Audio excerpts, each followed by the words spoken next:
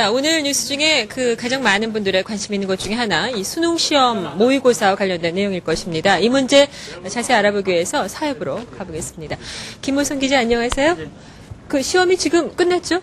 지금 진행 중입니다. 6시 한 35분 정도까지 해야 될 테니까요. 네. 거의 이제 끝날 때가 거의 됐을 겁니다. 끝났군요. 예. 그러면 이제 끝난 학생들을 만나보진 못하셨네요. 예, 저희가 지금 막 한 학교에 들렸다 오는 길이었는데 네. 그때 이제 마지막 제2 외국어 영역, 한문 영역 시험을 보고 있는 중이었습니다. 네네. 그 중간에 이제 학생들 만나보셨는데 학생들이 뭐라고 그러던가요? 글쎄 뭐 전체적으로는 난이도가 지난해랑 비슷하다라고 얘기를 하는데 외국어 영역이 좀 어렵다 이런 얘기를 들었어요. 예. 그리고서 이제 탐구 영역 시험을 막 끝난 학생들을 봤는데 탐구 영역은 영역별로 과목이 많거든요. 11개 과목 정도 되는데 사탐이 좀 어려웠다. 사회 탐구가 뭐 그런 얘기 있었습니다. EBS 수능 방송을 통해서 공부한 내용이 나왔느냐 이것도 좀 물어보셨습니까 학생들한테? 그렇죠. 뭐 그게 어떻게 보면 가장 궁금한 사안인데요.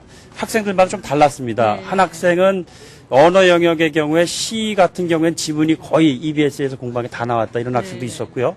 또 한 학생은 꼭 언어 영역은 아니더라도 다른 과목 같은 경우 보면은 참고서나 교과서에 있었던 거 대부분 나온 거여서 꼭 이거를 EBS에서 나온 것이라고 봐야 되느냐 뭐 이렇게 반문하는 학생도 있었어요. 네. 근데 이제 지금 말씀하신 대로 EBS 수능 방송의 반영 비율이 어느 정도냐 가장 큰 관심인데 아무도 그걸 얘기 안 하거든요.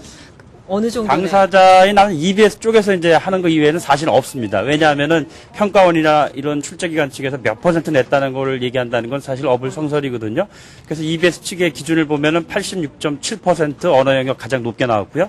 수리 영역의 수리가 같은 경우에 80% 나왔다고 그래서 80%대까지 나온 것은 성공적이다라고 지금 자축 분위기인데 그것을 인정하느냐 안 하느냐의 여부는 또 별개인 것 같습니다. 그렇죠. 근데 너무 높게 잡은 건 아닐까요? 어떻게 보십니까? 학원들 쪽에서는요, 결코 EBS 쪽에 그 발표라는 것이 EBS에서 나온 게 아니다라고 주장을 하고 있어요. 네. 이 부분은 아마 내일이나 모레쯤 아마 좀 더 좀 객관적인 좀 평가가 나오지 않을까 싶네요. 네.